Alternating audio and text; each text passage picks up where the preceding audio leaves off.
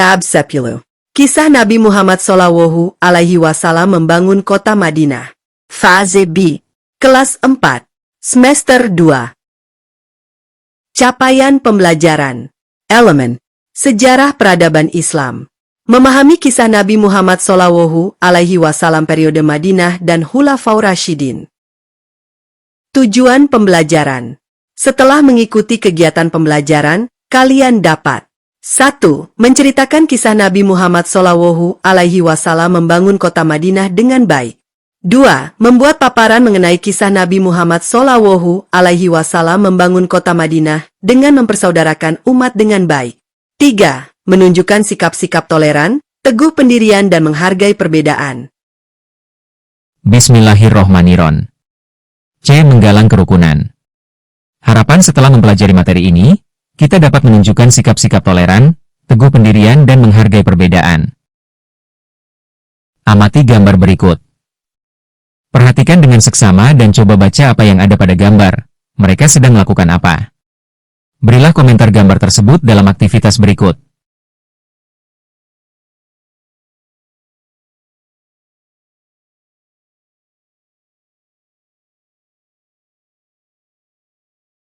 Aktivitas kelompok. Ceritakan pengalaman kalian melakukan kegiatan bersama sahabat yang berbeda suku dan agama. Pada masa Rasulullah SAW, di kota Madinah juga bermukim penduduk beragam suku bangsa dan agama. Suku Aus dan Khazraj memeluk agama Islam. Suku Quraizah, Nadir dan Kainuka beragama Yahudi. Di kota ini juga terdapat kaum musyrik.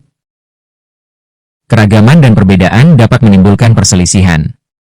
Pernahkah kalian berselisih dengan teman? Bagaimana cara agar kalian bisa melakukan kegiatan bersama lagi? Rasulullah SAW merasa perlu menciptakan kerukunan antar penduduk Madinah yang beragam. Rasulullah SAW melakukan perjanjian antara kaum Muslim, Muhajirin dan Ansar, dengan Yahudi sebagai penduduk Madinah. Isi perjanjian ini kemudian dikenal dengan Piagam Madinah. Piagam Madinah berisi tentang pengakuan sebagai umat, baik sesama Muslim maupun berbeda agama, yang memiliki tujuan sama. Penduduk Madinah yang beragam memiliki hak dan kewajiban yang sama. Penganiayaan harus dihindari, bahkan dihilangkan. Hukum harus ditegakkan tanpa membedakan suku dan agama.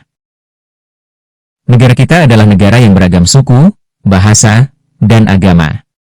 Walaupun berbeda-beda, kita tetap memiliki tujuan yang sama, yaitu Indonesia yang aman dan damai. Kita wajib menjaga negara kita agar tetap aman dan hidup berdampingan dengan damai. Indonesia memiliki semboyan Bhinneka Tunggal Ika.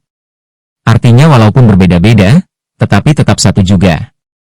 Negara kita juga memiliki Pancasila sebagai dasar negara.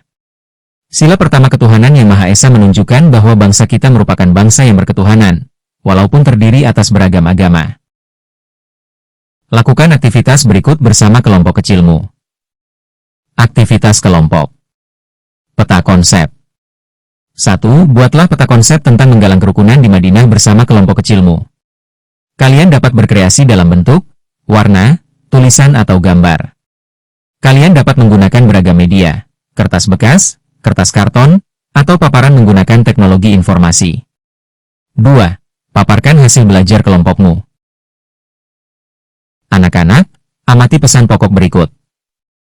Pesan moral. Katakanlah, Muhammad, wahai ahli kitab.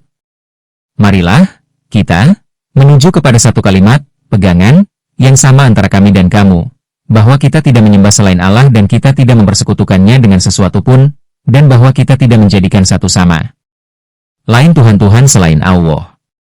Jika mereka berpaling maka katakanlah, kepada mereka, saksikanlah, bahwa kami adalah orang Muslim.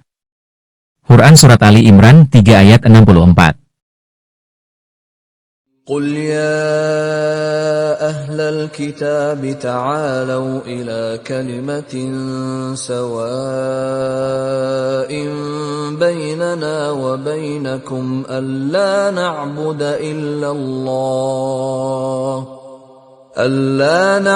إلا الله ولا نشرك به شيئا ولا يتخذ بعضنا بعضا أربابا من دون الله فإن تولوا فقولوا اشهدوا بأننا مسلمون. Sikapku. 1. Aku membiasakan bersikap toleran. 2. Aku membiasakan bersikap teguh pendirian. 3. Aku membiasakan bersikap menghargai perbedaan. Ayo kita ulangi membacanya. Sikapku. 1. Aku membiasakan bersikap toleran. 2. Aku membiasakan bersikap teguh pendirian. 3. Aku membiasakan bersikap menghargai perbedaan. Ayo kerjakan. Jawablah pertanyaan berikut dengan benar.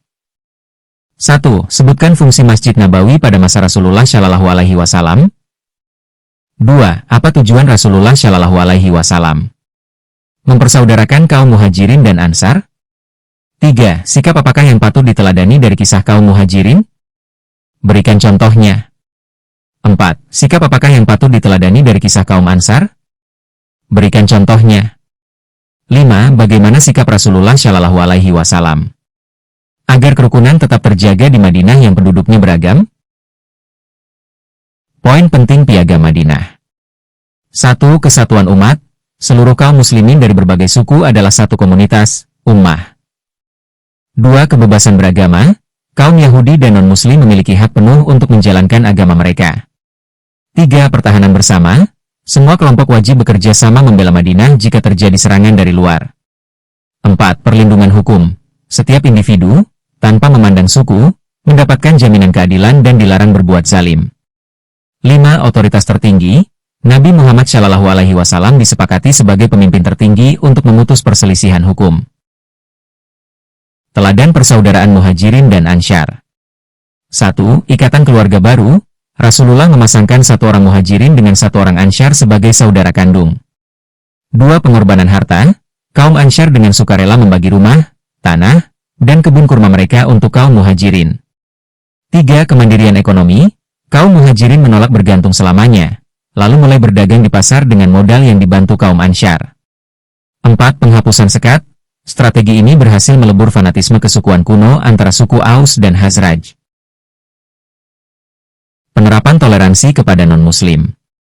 1. Hak milik aman. Kekayaan dan tanah kelompok Yahudi diakui serta dilindungi penuh oleh negara. 2. Bebas berpikir.